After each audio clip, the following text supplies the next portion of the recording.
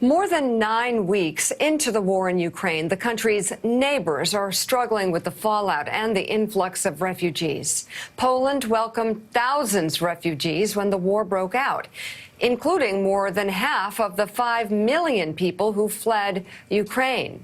But now it's straining their cities. They've had now more than 3 million people come over the border into Poland, with Warsaw and Krakow warning they cannot take more refugees, and Warsaw's population soaring 15% alone since the invasion began.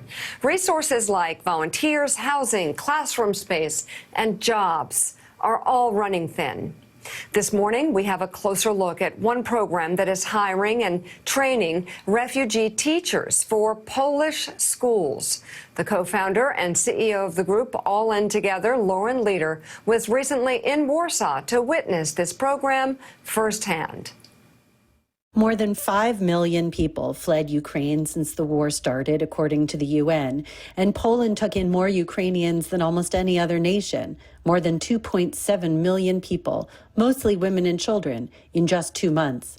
That's more than Warsaw's entire population. Some services already hit capacity in big cities like Warsaw and Krakow, and officials are urging refugees to find shelter elsewhere. And the Polish school system is under extreme stress, despite being among the best in Europe. In the last few weeks, more than 75,000 new students have been registered, with Warsaw taking in more than 1,000 a day. Officials expect the total could soon hit 700,000 students, a number higher than the entire LA school district. But a new program by the global aid organization CARE and their Polish partner PCPM is addressing this by hiring and training thousands of Ukrainian refugee teachers for Polish schools. CARE CEO Michelle Nunn says the goal is twofold: help teachers make a living and help traumatized child refugees get adjusted to new schools with Polish kids. You have the opportunity now to go to school, and you now have the opportunity to go to school with other Ukrainians and to speak with a teacher who actually understands your language. And that can be, really a huge transformational comfort. We talked to 4 women who've signed up to teach. They all said it was important for them to support Ukrainian kids, especially in the classroom. When I heard about an American organization that's helping teachers get involved by working with Ukrainian children, I felt like that was God's answer to my prayers. In our situation, it's like hitting the jackpot for us. There are no job offers for women in Warsaw. For my daughter and others, they feel like Ukraine is closer to them, like Ukrainian teachers are part of Ukraine.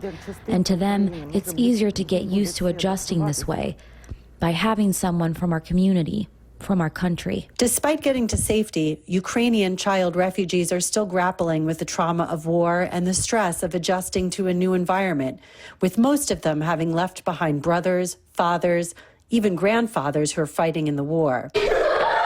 But the simple routine of attending school can do wonders, providing normalcy and structure amid the chaos. And the teachers are adjusting too. Daria fled her small town in Ukraine with her son Max and mother Olga when the war broke out. They drove more than 2,000 kilometers through 4 countries before making it to Poland. She was a language teacher before the war, and now she's working with CARE to ramp up the teacher training program. It is very important to have routine for all of us. To wake up and to know that you go somewhere, then you do that, and you do that. This instability, it's the worst. And Lauren joins us now with more.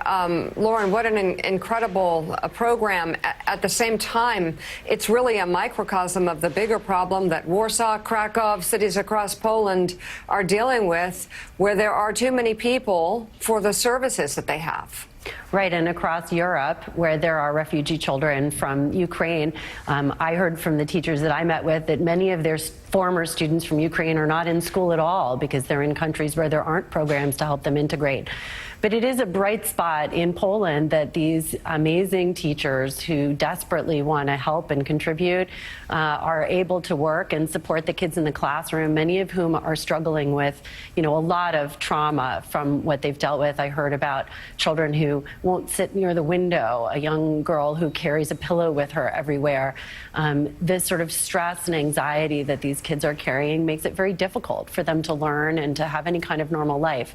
But these teachers are going above and beyond. And one other thing, Mika, which I learned, which I thought was amazing, is that a lot of the Ukrainian teachers who are, now living in Poland and elsewhere, they're running Ukrainian school every day by Zoom in order to stay connected with their former students, to give them some sense of normalcy, some connection to one another. But they're really scattered to the winds, and the challenges of getting these kids any kind of a normal life is enormous. All right, Lauren Leader, thank you so much for that report. We appreciate it. And coming up, why